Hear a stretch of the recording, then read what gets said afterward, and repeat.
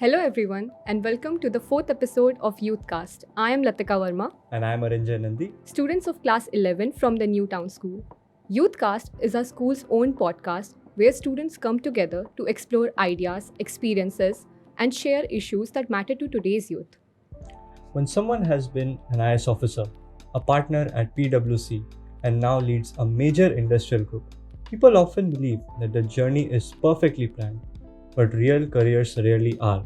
And we shall find out about that today and more.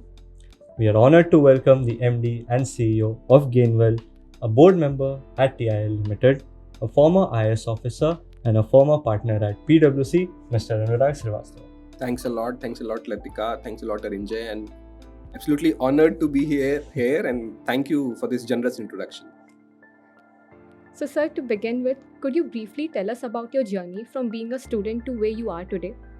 I, like all of you, I was a student and I was as nervous in the school as you all might be, but I see both of you so confident. So I was a nervous student, and truth being told, and if I look back, I was, as you can say, nervous, as skeptical, and as unsure of what I want to do in life, what are my interests, and how I'll do everything. But I worked hard. Till class 10th, I was in a place called Obra. It's in a very small township. It's in the Mirzapur district. Then I moved to Kanpur, did my 12th there. I studied from the state board, so it was called UP board.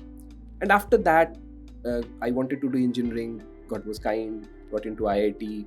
After that, thought to pursue the civil services, so went there. But yes, so as a school kid, I was just like any of you, maybe more nervous, maybe not that great in academics, but yes, enjoyed my school years. So, sir, is there a memory from your school or college days which still makes you smile today? Yes, and I'll tell you what happens is that and it will happen to all of us.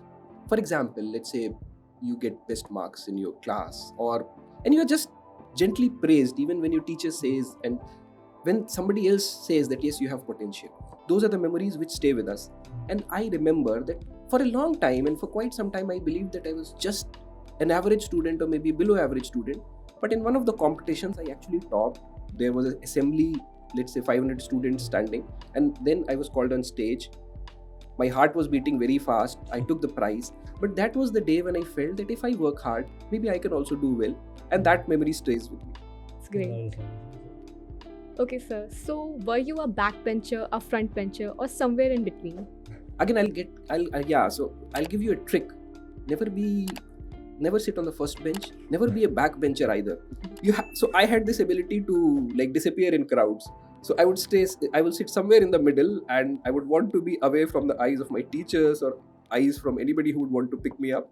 So my trick was that hide in the crowd, and I could do that. So, at what point in your life did you decide that you want to be an IAS officer and serve for the country? And how encouraging would you be to aspiring bureaucrats? I stayed in Uttar Pradesh. My parents were in government service. And if I look back now, of course, then I could not feel it. But if I look back now, and we may not acknowledge it, and even you guys are in the school, you may not acknowledge it, but there are subtle inspirations that you keep on taking from your family, from your peers, from the society that you live in. And where I lived in, their district magistrates and superintendents of police were basically the people who did best in life. So subtly that thing had started creeping in. I wanted to do that because I felt that is the place where I can create the maximum difference. So I would say in childhood, I had this dream that yes, one of these days I will become maybe a district magistrate. And later I realized there is a service called Indian Administrative Service. In my childhood, there used to be a magazine called Civil Services Review. So I started buying it in class 6th, 7th, 8th. I started reading interviews of toppers. So yes, I was quite interested. And your next question is whether I would, let's say, encourage somebody to enter civil services or not. I will, but I will also encourage you to follow what you want to do in life. If you think that you want to do that, and this is how you want to create the difference, certainly do that. But never do that because somebody else or I tell you to do this, or I say that this is good for you. Don't do that. The trick is that you have to realize what you want to do in life, and then you should follow that. True. So, what was your learning as a bureaucrat? Over a span of 16 years, you would have had multiple assignments. So, which role left a lasting impression on your mind? and which one was the most challenging for you? See, in bureaucracy, and I would say especially in Indian administrative service, my learning has been the exposure. And we study many things. You will have your subjects, you study that, you're taken on different competitions, exertions, and we learn that. But I think a thing that matters much more is the exposure. The wider your exposure is, I would say your personal growth would be much more. In bureaucracy, you get exposed to n number of things. In the morning, you are meeting the industrialists, who are basically the richest industrialists of the world, and then in the same day, you may meet poorest of the poor person. You may be in a village, you may be in towns. One day you are in a meeting in, let's say, Delhi, or in a metropolitan where you are staying in the best hotel. Then you come back and you at the night you have some work and you stay in a village, and you just stayed on in a school. So this exposure, and I would say my learning in bureaucracy was the kind of exposure that I got, the understanding of the society, understanding how everything works. So that was a great learning. And if I say the role which I felt that I could create an impact, so I was district magistrate of Purb Bardhaman. Earlier it was Bardhaman district, so I was DM there. Then it got divided into Purb Bardhaman and Paschim Bardhaman. So I was there, and I loved working there, because as a district magistrate you can coordinate a lot of things. I was doing that. Bardhaman is a great place to be. There are different schemes that we coordinated. We try to do different things, maybe something in education, something for health, and that was the most satisfying tenure. But I would say, if I have to say which was the challenging tenure, I was Joint Secretary Budget, and I was working in the finance department. And just to give you a number, state department budget, for example, budget of state of West Bengal would be roughly to the tune of 4 lakh crores. You'll have to count the zeros in after that. So I was given in charge of preparing the state budget. By qualification, I'm an engineer, and I qualified for civil services. Doesn't mean that I understood intricacies of the budget, but as IAS officers, you are posted to places and you are supposed to learn that. So it was quite a demanding task, but also I learned a lot from it. That's nice. So, sir, as you know, like, people spend their entire lives dreaming of becoming an IAS officer and serving the country, and you chose to voluntarily walk away from it. How tough was this decision for you, and what did you learn from this? See, I would say it was the toughest decision, if you ask me. Becoming an IAS officer is easy. Easy in the sense, not because everybody can become it, but the decision is easy. The decision that you want to try for this is very easy. Right. And then you start working hard, you give an exam, and if you qualify it, you get inside. Right. So that was the easier part. But when you have to leave, there is an unknown. You are full of unknown. I had worked there for 16 years, and I was not sure whether I have the skills to survive in the outside world. So yes, it was very, very tough. I took a long time. So I would say I took almost 2 years to make up my mind whether I actually want to leave IAS or not, and tried to look inside me whether this is right, tried to consult people. Ultimately, I followed my heart. But now the question comes, why? Why people spend lives? And I did that, and it was not that I was not proud of what I did there. I did not enjoy IAS. It's an amazing service, still is. And people who work there are some of the exceptional people. For me, I would say my personal reason was that after spending 16 years there, I felt that now I'm not excited about the work that I'm doing. Of course, for 16 years I did that, but then I was earning for something new in my life. I had been an engineer. I was excited how India is growing, how businesses are growing, and you kids were not even born when 1991 the India changed, and then economy started growing. There were 0 unicorns. Today there are 118 unicorns, and unicorn is basically a valuation of more than $1 billion US. India has 118 unicorns. I met a unicorn founder. I sat with him. The kind of ideas, the thinking, the excitement, the bubble that was there, I felt that after 16 years, although I have enjoyed my service, I have professionally now I'm not enjoying this that much. So I wanted to reinvent myself. I wanted to look for something new in life. And hence I decided that now it's the time, whatever I wanted to do, I have done that. So why not look something new? Wow, that was a really bold step to take. Yeah, it's commendable. So, sir, you joined the Indian Administrative Services after completing your engineering from one of the most prestigious institutions, IIT Kanpur. So, did an engineering degree work in your advantage, or would a law, medical, or finance degree would have worked better? See, IAS is such a service. It's a generalist service. And they just expect that you'll have the basic skills, and they take an exam for that. And I'll add an interesting bit to that. When you give that exam, you're supposed to take, and during my time, you had to take 2 papers in which you give the exam. And these 2 papers are almost above graduate level. So it's called honors degree level, that you have to give exam and then you have to qualify that. And the interesting bit is that I took exam taking history and public administration. I did not take engineering. So I studied history and public administration, gave the exam, cleared it in my first attempt. So again, I would say God was kind there. I could clear that, came inside. Now coming back to your question, did engineering degree help me, or would have been a degree in law or something else would have helped me more? I was an engineer and I feel that that degree helped me a lot, because engineers are analysts. They analyze a problem, they decide how to crack it. They have a very scientific approach. It helps there, and to me in my career it helped a lot. But if you ask me whether engineers are the only people who should come to civil services, absolutely no. Lawyers are needed because they bring in their skill. Doctors are welcome because they bring in different set. That's the idea of Indian Administrative Service, that people from different, you can say, qualifications and background should come and pull everything good from different streams. And I perfectly enjoyed being an engineer and then being an IAS officer. So now shifting our focus from bureaucracy, could you tell us the sectors in India which would be the most opportunistic for young professionals in the coming decade? For you guys, I would say India is in the best times. Rarely in period of a country such times come. And I'll give you some contexts. And I try to compare India of 1991, because in 1991 we opened up our economy. Today, the income, and of course, if you just look at the absolute numbers, you may feel that an average person's income has grown by 30 times. But if we take care of the inflation, if we take care of the different currency fluctuations, still an average person earns 6 to 7 times what they were earning in 1991. So there is much more wealth in India. We are expanding. We are already 4th largest economy in the world, and very soon we can be the 2nd. So in purchasing power parity terms, by 2040, we can be the 2nd largest economy in the world. So if you ask me specific fields where India will do well, I'll tell you all the fields. Everywhere India is going to do well, because now we are expanding. Our economy has grown almost 13-14 times what it was in the size of 1991. You pick up any field, India would have grown there in last 30 years. So all fields will grow. If we want to talk about specific sectors, of course, IT has been booming here. It will do so.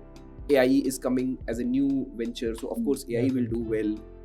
But personally, I'll say, rather than picking up sectors, have a trust that all sectors will do well, but people who have a real interest in those sectors and people who can differentiate themselves from others in those sectors, only they will do well. So you cannot pick a sector that this is the sector which I should choose. Rather, you should choose your interest, and you are in the right place in India now, and you will do well. Absolutely. So, though this question borders on the controversial, but can you please tell our listeners, how did you maintain this fine balance between the people you were serving and the people in power? I won't even say it's controversial. It's for us, and all the time in your life, you do your job, and you have to have a very good reason why you are doing that. Definitely. I always had my reasons clear why I have come to civil services, and I wanted to do something. I wanted to do good for people. I wanted to create a difference. So that was my compass. Having had that compass doesn't mean that powerful people are telling you something and always it will be wrong. I don't find it. So if it satisfied my compass and there was no conflict, of course I did that. And you can term them powerful people, but basically, generally these people, if we are talking of politicians, they have got the mandate of the people, so they have become ministers and all. They can be senior officers as well. So these people have the mandate, they can ask you to do something, and unless it passed the test of my compass, I always, you can say, I willingly, and by adding value I did that, rather than taking it that something might be wrong, something might not be that great. Second, serving the people. And I think as a service, IAS gives a great opportunity to do that. If you just do your job properly, that's a great service that you can do. And I enjoy doing that as well. So I would say there never was a conflict. And if there ever was, I had my compass clear and my heart and conscience was clear. So I could easily say no. Okay. So sir, as you know, as students, we see failures as something very discouraging or at the end of the world. So could you tell us how you dealt with failures during your time, like in your school years, in your college years, or during the initial years of your career, and what did those experiences teach you? There is a paradox. We know people by their success because success is what they want you to know. But look closely at any person who is successful, and you will find that they have actually cleared multiple failures, and only after that they are at the place they are. So one, try to internalize that all of us will meet failures, including me. So when I talk, you of course know that I am from IIT Kanpur and I became an IAS officer. You know that. You don't know that I did not crack JEE in class 12th. I took one more year for that. That was a failure. See, in life, people will not remember your failures. You need to succeed only once. And before that, you can have multiple failures. So one, I'll tell you that failures are a part of this life. Failures are basically a sign that you're trying, and you should try. And if a person is not failing, I will say the person has never tried. Because of course you will fail in places where you tried. After that, you realize that you need to improve or you need to make some amendments. And if you are not doing that, if you have never failed anywhere, that means you have never tested your limits. You were just being comfortable. So one is failure is a part of life. Second, look at any person, and there are n number of examples. And I was just reading about Steve Jobs, and all of you know that he was fired from his own company. He founded Apple. He was fired from there. He could have taken it as a failure and just lived his life after that. But he came back, revived Apple, and today we know it much less that he was fired from Apple's, and there might have been n number of reasons, and there might have been things which would have been wrong from his side as well. We don't know that, but we know how he revived Apple. He did this turnaround. So failures are part of life. They will come. Your real resume, which is closer to your heart, is how you have overcome the failures that had come to you. World sees a different resume in which what all great things you did, but the real resume is that how you could tackle the failures that have come. Only those people who can do that succeed. And I would say wear them personally, internally as a badge of honor. You failed because you tried. And that's why you can always do better in life. That's a very good takeaway for students. So, sir, how was discipline important for you as a student? And how can students nowadays build it realistically? Discipline is extremely important. And I would rather take a different term. I would call it delayed gratification. So, generally what happens is that you want something, and for example, I wanted to be an IAS officer, and both of you would want to, for example, you might want to become a doctor, you might want to become an engineer. This is what we want, that is fine. It doesn't come like this. You have to have your goal, and then you have to try for this. After this, see, had just wish been you can say a satisfactory and necessary condition, then everybody would have got everything. Doesn't matter. You have to differentiate yourself. What is the hard work that you're putting? What is the, you can say, discipline that you have? Can you make the effort that is needed for that? Are you really deserving of that place? So you have to do that. Second is, I'll also tell you a very interesting experiment. Harvard did a study where they would put four-year-olds in a room. There would be a candy. They would put candy in front of the 4-year-old child. They will tell him or her that please do not eat this candy, and I will come after 10 minutes. If you do not eat this candy, you will get one candy more. But if you eat that, it's not good, and you will not get another candy. And this, all children were observed, and it was seen that children who could actually not resist and ate that candy did worse in life than children who could basically wait for the instruction, actually have the delayed gratification. Gratification is going to come. So you can succeed if you want to become, let's say you want to become a doctor. Of course, today you can play a video game and it's a gratification. It's a gratification that you immediately got. But if you can delay your gratification, if you can work hard today and look for the thing that is coming after the effort, after 2 years, 3 years, only those people succeed. So here, the thing is that whether you can wait for it, and I feel discipline is just a small part of it. So you always have to think that what you want, first you have to want it. Second, you also have to tell yourself, do you deserve it? And you have to be worthy of it. And for being worthy, you have to be disciplined. If you have to study, of course you have to study. You have to know that you have to be better than others. And if you can do that, you will do very well in life. So hence, discipline is a very important part. Definitely. So my next question is, what did success mean to you at the age of 25 years, and what does it mean to you now? this happens to all of us, and we are social creatures. And for example, both of you guys are in school, so it will matter what your friends in your class think about you. Similarly, what the society thinks about you, what your parents, relatives, everybody thinks about you. I would say consciously, unconsciously, we may not accept it, but to me, success also meant what others felt was a success. For example, I wanted to be an IAS officer, and of course I seriously wanted it, but if I look back from the lens now, for me probably that meant success. And why that meant success? Because everybody approved it, everybody envied it, everybody said that is right. So for me that time, and I think this happens with all young people and it's perfectly fine, but often we try to measure success from the yardstick of others. So at the age of 25, I was also doing the same.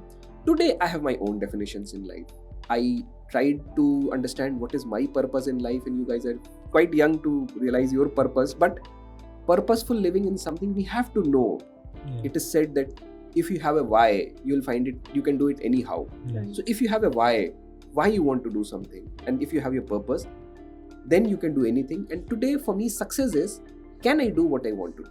And if I can do that, that's success for me. It doesn't mean that I have to sit on a chair or I have to do something else, but I should be able to do what I want, and till the time I'm doing it, I find that is success.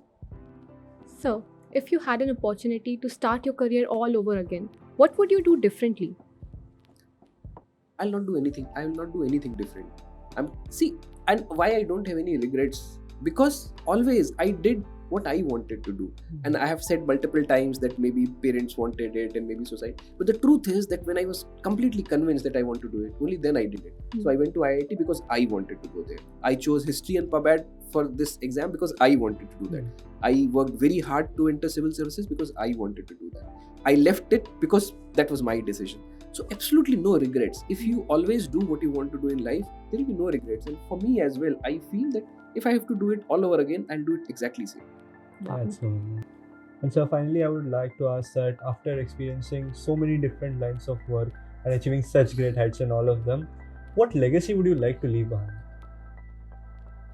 See, I would like to create value, and this value can be whatever. I'll have to switch to Hindi. There is a small sher which is said that अपना क्या है इस दुनिया में सब कुछ लिया उधार सारा लोहा उन लोगों का अपनी केवल धार. So if you can add any delta to whatever exists in this world, you have done your job. You do not need to invent equations. You do not need to do very new things. You just have to leave world a better place than you found it. And if I have done that, and if I've created value anywhere, I will feel that is my legacy. So yes, that's my target, just to improve wherever I am by a delta. And if I can do that, that's the legacy I want to have. Okay. That is inspiring. Yes. So, sir, before we conclude today's session, we would like to move to the rapid fire round. What is that one book that shaped your ideas and thoughts? If I have to say, I loved reading How to Win Friends and Influence People. And I would recommend to all of you. Of course, the name is quite cheesy and I did not read it for quite some time because I felt that, I do not need to read a book to know how to win friends and influence people.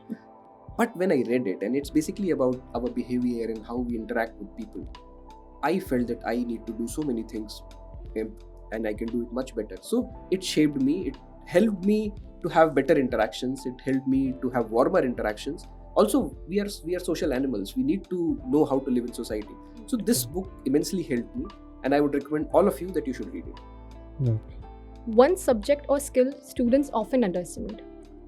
I'll say not only students, most of us ignore, and that I would say is emotional intelligence. And emotional intelligence, a very basic definition of emotional intelligence is understanding that all of us are emotional beings, and emotions basically impact us. If we know that just taking a deep breath can actually give you golden moments and shift your control from amygdala to your prefrontal cortex. Basically, these are just jargon. So basically, calming yourself and giving the control back to your brain. This is something which I feel that all of us ignore. We do not understand that it's not often your emotions are acting. Often we are angry, sad, happy, and we do things in that jest. if we realize that these are emotions affect our actions. If we just have this realization, we can do much better in different circumstances. So I feel that emotional intelligence is something which we grossly ignore. Right. So, sir, IIT or MIT, which one helped you more in shaping your career? I'll say certainly IIT, because I spent 4 years there, students, you can say friends, the hostel, everything.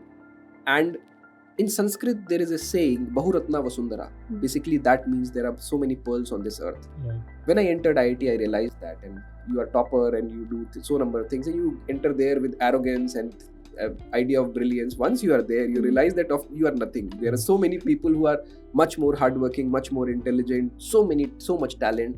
So that was my first exposure to the real world. I think IIT shaped me in ways that probably I'm still realizing. So certainly IIT. So marks or mindset, which one matters more in the long run? Absolutely mindset.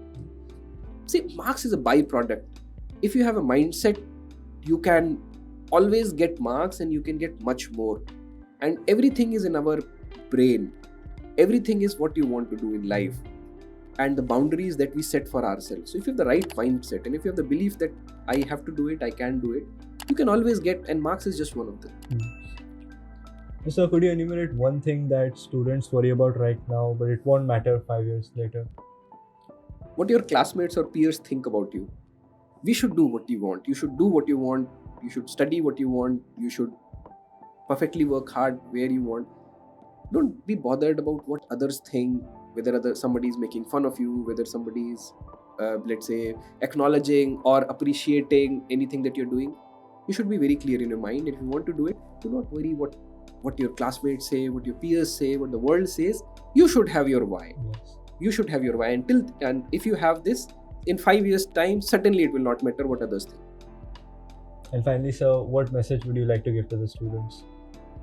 The message that I believe now and I'll give to all of the students is, we are only bounded by our own chains that we give ourselves. We keep on telling ourselves that we cannot do this. Maybe we are not good enough, or maybe this is not something for me.